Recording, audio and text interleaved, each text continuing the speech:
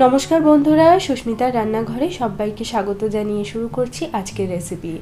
আজকে আমি ইলিশের একটা দুর্দান্ত রেসিপি তোমাদেরকে বানিয়ে দেখাবো। সামনেই পুজো, আর পুজোর সময় একটু ভালো মন্দ রান্না তো হবেই, তো তাই জন্য আজকে একদম স্পেশাল একটা ইলিশের রেসিপি নিয়ে চলে এসেছি। আর এই ইলিশের রেসিপিটার সাথে তোমরা পোলাও, ফ্রাইড রাইস ট্রাই করতে পারো, খেতে কিন্তু দুর্দান্ত লাগে আর বানানো ভীষণ সহজ। তাহলে চলো আজকে দুর্দান্ত স্বাদের ইলিশের এই প্রিপারেশনটা দেখে নেওয়া যাক। তো এখানে দেখো আমি নিয়ে নিয়েছি 4 টুকরো ইলিশ মাছ। ইলিশ মাছের মধ্যে সবার প্রথমেই দিয়ে দেব 1 টিস্পুন মতো লবণ, দিয়ে দিচ্ছি 1 টিস্পুন মতো হলুদ গুঁড়ো আর সামান্য একটু সর্ষের তেল দিয়ে দেব।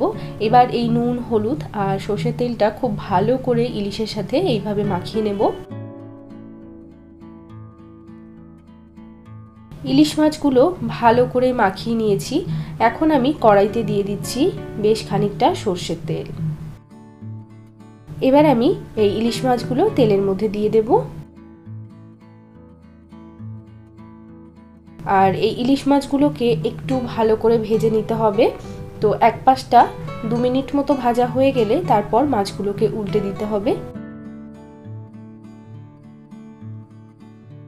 তো দুপাশেই মাছগুলোকে মোটামুটি 2 মিনিট করে ভেজে নিতে হবে। এই রকম ভাবে একটু ভালো করে ভাজতে হবে, না বেশি একদম কড়া না একদম হালকা, একদম 4 মিনিট মতো ঘড়ি দেখে মাছগুলোকে কিন্তু ভেজে নিতে হবে।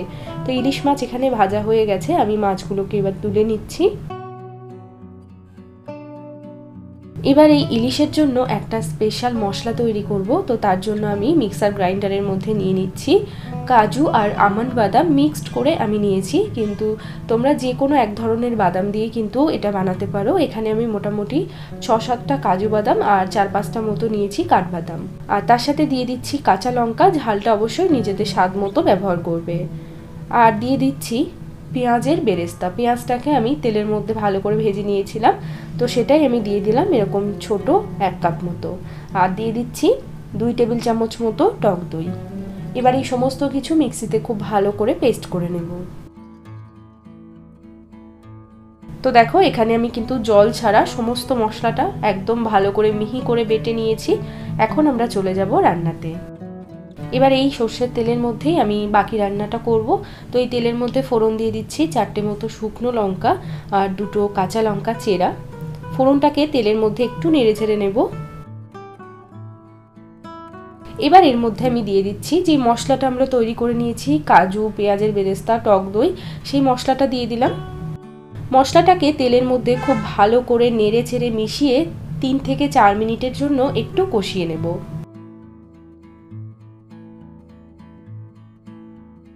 মশলাটা আমি 3 থেকে 4 মিনিট মতো কষিয়ে নিয়েছি। অতিরিক্ত এখন কষানোর প্রয়োজন নেই, কেননা যেহেতু এর মধ্যে আমি কাঁচা কোনো রকম জিনিস ব্যবহার করিনি, যেটার জন্য খুব বেশি করে কষাতে হবে এখন। তো হালকা একটু কষিয়ে নিয়েছি 3-4 মিনিট মতো। এখন এর মধ্যে আমি অ্যাড করে দিচ্ছি কিছু শুকনো মশলার গুঁড়ো, যেমন দিয়ে দিচ্ছি এই 1 টিস্পুন মতো কাশ্মীরি লঙ্কার গুঁড়ো, স্বাদ মতো দিয়ে দিলাম লবণ,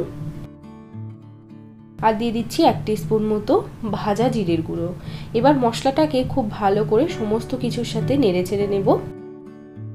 এবার আমাদের এই মশলাটাকে আরও 2 থেকে 3 মিনিটের জন্য একদম লো আঁচে রেখে কষিয়ে নিতে হবে। তো এখন দেখো মশলার থেকে পুরোপুরি তেলটা কিন্তু আলাদা হয়ে গেছে, আর মশলাটা ভালোভাবে কষে গেলে দেখবে মশলাটা একটু ড্রাই হয়ে আসবে আর তেলটা পুরো ভালোভাবে ছেড়ে দেবে। এখন আমাদের এর মধ্যে অ্যাড করে দিতে হবে জল। আমি যেই বাটিতে মশলাটা নিয়েছিলাম সেই বাটিটা ধুয়ে এবং মিক্সির বাটিটা ধুয়ে এখানে 1 বাটি মতো জল দিয়ে দেব। গ্রেভিটা হালকা ফুটে উঠলে আমি এর মধ্যে ভেজে রাখা ইলিশ মাছগুলো দিয়ে দিচ্ছি। তার সাথে দিয়ে দেব 2টো কাঁচা লঙ্কা চেরা। এবার এটাকে ঢাকা লাগিয়ে একদম লো আঁচে 6 থেকে 7 মিনিটের জন্য রান্না করে নেব।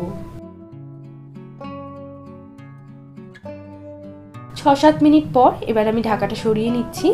তো দুর্দান্ত স্বাদের ইলিশের এই প্রিপারেশন কিন্তু আমাদের একদম রেডি হয়ে গেছে।